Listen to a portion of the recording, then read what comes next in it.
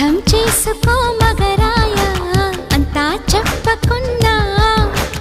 ఇంకా చాటుగా మిగిలాయా కనులు చెదిరే కాంచన వివరించే వీలు ఉందా వేధించే వయసు యాతన కలహించే వీలు కోరిందా కసిరే కైపు కామనా నొప్పంటూ భయపడతానా తీపి గాయాలు చేస్తున్నా నిప్పంటిన సరసన అపసోపాల తాపాలు చల్లార్చనా ఎలుకో నాయక రాసి చానా ఇలాగా ఎలకు